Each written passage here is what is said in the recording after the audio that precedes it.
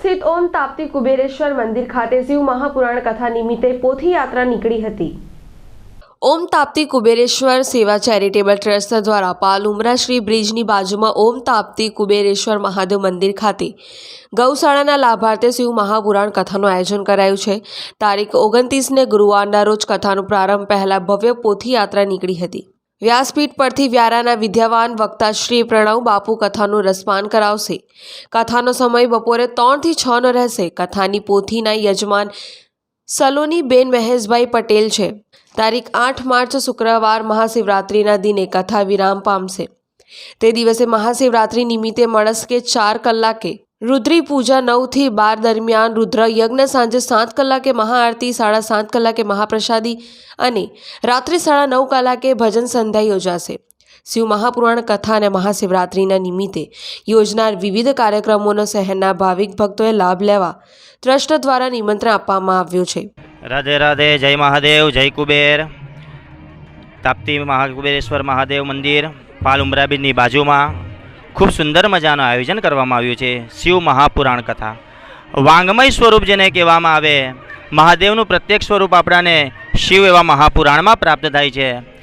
મુખ્ય હેતુ ઉપદેશ આ કથાનો એ હતો કે ધર્મનો પ્રચાર થાય, ગાય માતાની લોકો રક્ષા કરે, ગાય માતા પ્રત્યેનો પ્રેમ જાગે તથા વિવેક જળવાયેલો રહે, વિવેક ન ચૂકે, લોકો તમામ ઘર પરિવારની અંદર સંસ્કાર જળવાયેલા રહે।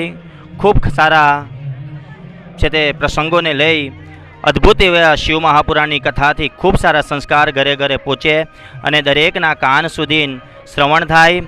આ કથા જેટલું પણ શ્રવણ થાય એ પાપમાંથી મુક્ત થવાનું સૌથી મોટામાં મોટું 18 પુરાણ જે બતાવ્યા એમાંથી સૌથી શ્રેષ્ઠ પાપમાંથી જો મુક્ત થવાનું જો એક પુરાણ હોય એ શિવ મહાપુરાણ છે। અને એનો અભ્યાસ કરતાં એટલું જ ખબર પડે કે અનેક પાપ, અનેક ભવના બંધન, અનેક પાપમાંથી મુક્ત થવાનું કામ ફક્ત ને ફક્ત એક શિવ મહાપુરાણની કથા જ છે। અને આ જ હેતુથી આ ધર્મનો પ્રચાર થઈ શકે। મા તાપીનું આ એક કુબેરેશ્વર મહાદેવ મંદિર છે। અને હું જ્યારે અહીંયા પહેલી વાર જ્યારે આવ્યો હતો અજયભાઈ થકી, અને ત્યારે મને એમ થઈ ગયું કે આ પ્રયાગરાજ જેવું છે। કેવું છે?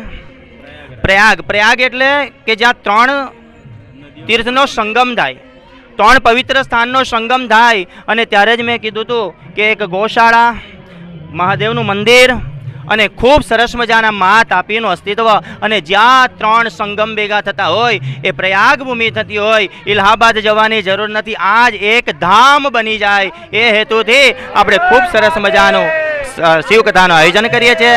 બોલો તાપ્તી કુબેરેશ્વર મહાદેવ કી જય।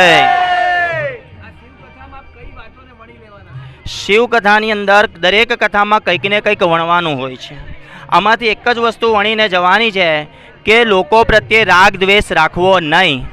કથા બધાને જ ખબર છે, કથાની જરૂર નથી આ જગતમાં સંસ્કારની જરૂર છે।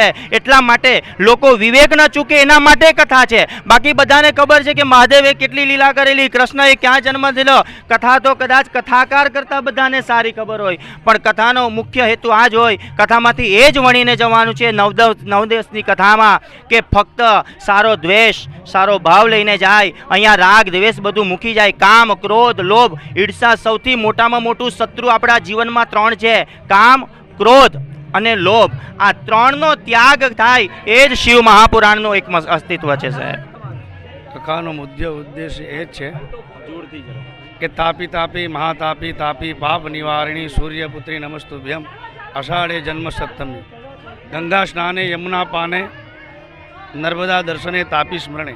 તાપી તીરે ગાય છે, ત્રિવેણી સંગમ છે। ઉદ્દેશ એ છે કે ધર્મ જાગે, ધર્મ વધે તો ધન વધે, ધન વધે તો મન વધે, મન વધે તો માયા વધે।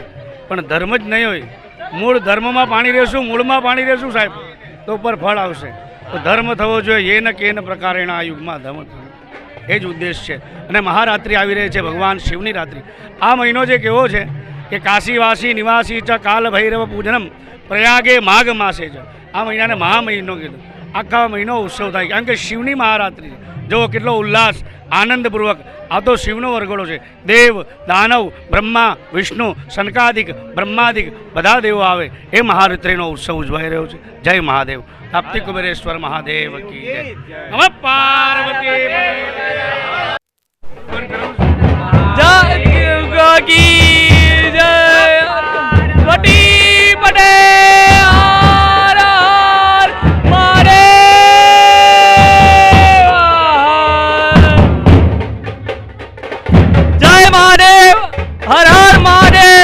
મારું નામ દીપક ભગત છે.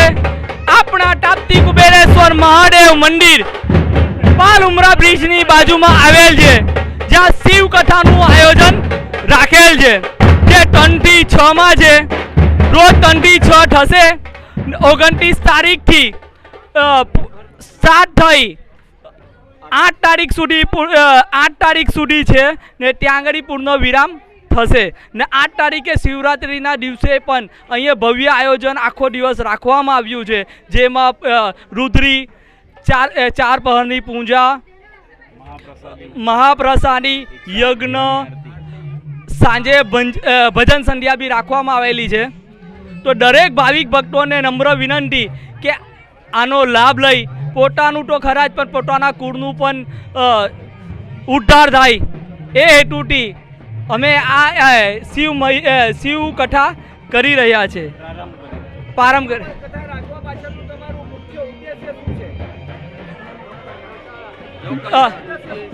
અમારું લોક કલ્યાણનું છે. ધર્મનું વિજય થાય, અધર્મનો નાશ થાય. ગૌમૈયાનું ગૌશાળા માટે અમે કરી રહ્યા છે. ધર્મનો હજુ પ્રચાર થાય. જે અત્યારે અધર્મી વધેલા છે તે લોકો નષ્ટ થાય એના માટે અમે આ કાર્ય કરી રહ્યા છે.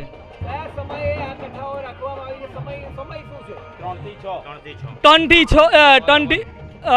6 આ કથા રાખવામાં આવેલ છે. પરેશ મારું, જનસાક્ષી ન્યૂઝ, સુરત.